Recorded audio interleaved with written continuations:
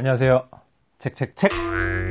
예, 제 채널을 보시면 부동산 투자서들이 유독 많이 리뷰가 되어 있고 계속 그렇게 진행이 되고 있거든요. 그래서 그 부분에 대해서 왜 궁금증이 좀 있으신 분이 있을 수도 있을 것 같아요. 왜 주인장은 그렇게 일반적인 문학이나 뭐 경제 경영 이런 책도 물론 보지만 부동산 투자서에 집중해서 그 부분을 좀 깊게 뾰족하게 만들어서 팔려고 하고 있는지에 대해서 제가 그 부분을 한번 말씀드려 보려고 합니다. 시작하게 된 계기는 사실 단순했어요. 뭐냐면 이제 저희가 이제 직장을 다니고 있고 저희 와이프도 직장을 다니고 있고 두 사람이 이제 직장을 다녀서 이제 둘이 같이 맞벌이인 상태였거든요. 맞벌이인 상태였는데 아이가 생기면서 저는 계속 일을 하고 있고 와이프는 아기를 낳고 이제 일을 못하게 됐죠. 게다가 둘째까지 생기면서 일을 아예 못하게 됐어요. 그럼 이 상황에서 벌이가 외벌이면 되게 힘들잖아요.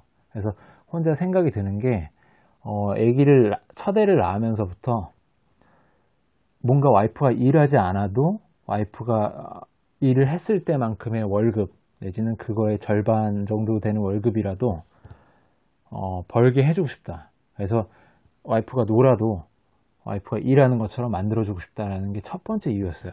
그래서 실제로 월세 세팅, 현금흐름 투자를 실행했고 몇 가지 것들의 성과가 있어서 지금은 아내가 일하지 않아도 되는 상황을 제 자체적으로 만들어서 그게 제일 행복합니다, 사실.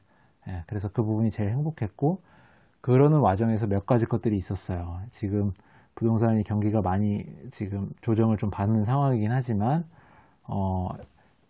전에 분양받았던 저희 집이 많이 가격이 오르면서 물론 팔아야지 돈이 되는 거지만 기분은 되게 좋았어요.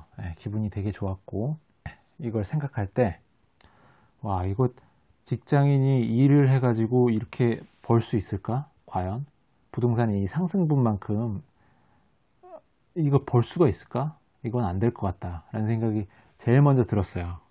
그래서 부동산에 대해서 그때부터 공부를 하기 시작했죠. 근데 부동산 책들이 워낙 많았고 사실 돈에 관한 얘기를 다룬 책들을 보는 거에 대한 관심이 예전에 없었는데 뭔가 내가 가장이 되고 아이를 낳고 한 가정을 책임져야 되는 상황이 되면서 이 생계의 문제, 자본주의 사회에서 이제 돈에 관한 돈의 문제를 해결하지 못하면 가장으로서의 의미가 없고 식구들을 괴롭게 만들고 싶지 않았어요.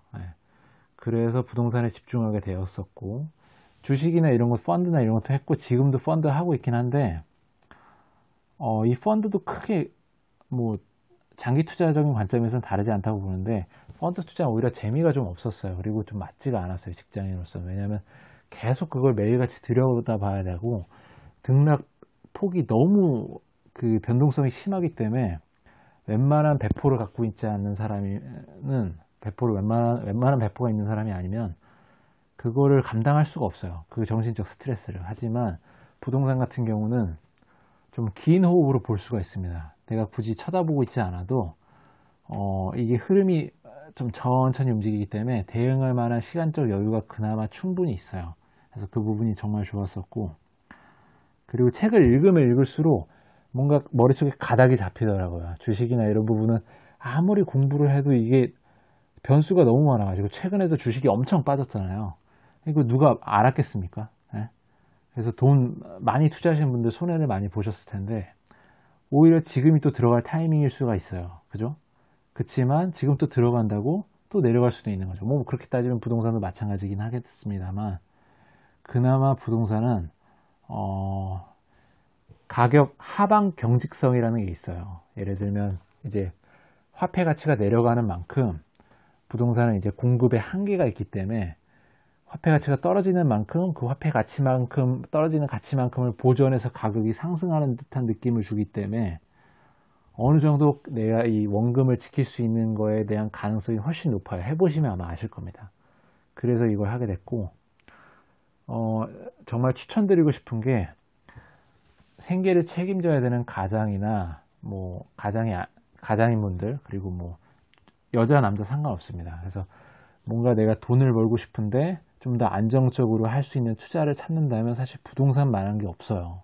그래서 부동산 예착론자가 될 수밖에 없었던 게 실제 경험을 해보니까 이건 정말 좀 의미가 있고, 물론 여기에 맹신해서 여기에만 빠져들어가지고만 해결하려고 보면 이건 폰지 투자가 됩니다. 무슨 말이냐면 대출만 이빨 땡겼어서 예를 들면 갭 투자를 너무 무리하게 막 하면 이제 그 지역에 좀 전세 시장이 안 좋아서 좀 전세가가 내려가게 되면 엄청난 위기에 맞게 되거든요. 그래서 그런 것들이 아니고 최대한 대출을 끌어서 하긴 하되 내 자본금도 어느 정도 들어간 상태에서의 안정적인 투자를 유지하면서 가는 거는 좀 좋지 않을까라는 생각을 많이 해요. 그래서 정말 실제로 투자를 해본 입장에서 추천을 드려보고 싶습니다. 그래서 책을 읽어보면 정말 재미가 있고, 그래서 추천을 드리고 싶고, 부동산 책에 관해서는 그래서 여러분한테 말씀을 드려봅니다. 한번 부동산 투자 한번 해보시죠. 괜찮습니다. 그래서 정리하면 3가지 정도 이유가 되는 거예요. 첫 번째는 같이 맞벌이를 일하던 와이프를 좀 쉬게 해주고 싶다. 와이프가 일하지 않아도 돈이 들어오는 월세를 맞추자라는 게 첫 번째였고, 두 번째는 갑자기 가격이 매매가가 상승하는 그 부동산의 속성을 보니까 좋은 위치에 있는 지역에 부동산이 상승하는 그 상승분만큼을 내가 일을 통해서 벌으려면 과연 벌 수 있을까라는 것에 대한 의문이 드는 게 두 번째였고, 그리고 마지막 3번째 이유는 되게 감성적인 혹은 감정적인 이유인데, 어떤 거냐면 좀 약간 저 같은 경우는 되게 마음을 먹으면 실행을 막 해보려는 게 되게 강하거든요. 그래서 제가 돈도 없지만 음마아파트 바로 앞에 대치동에 살았던 적이 있었어요. 그 이유는 정말 순전히 그 부자들이 어떻게 생활하고, 진짜 리얼 부자들이잖아요. 대치동에 사는 사람들. 물론 대치동에 지금 음마아파트에 사는 사람들은 대부분 주인이 살고 있지는 않습니다. 왜냐면 거기가 너무 아파트가 오래됐고 살기도 안 좋기 때문에, 물론 지역 입지는 좋습니다만 대부분 이제 그쪽 대치동 인프라, 교육 인프라를 누리려는 그 세입자들이 많은데, 어쨌든 부자들이 많이 사는 동네 대치동에서 부자들의 생활 습관이나 어떻게 그들이 사는지에 대한 걸 내 눈으로 면밀히 보고 싶었어요. 그래서 살았던 적이 있었고, 정말 그 아무 이유가 없이 그 이유 때문에 살았었습니다. 거기에. 그랬던 적이 있었고, 감정적인 이유가 뭐였냐면, 나보다 나이 많은 세입자한테 전화로 여보세요? 예, 집주인입니다. 이 집주인입니다. 요 얘기를 해보고 싶었어요.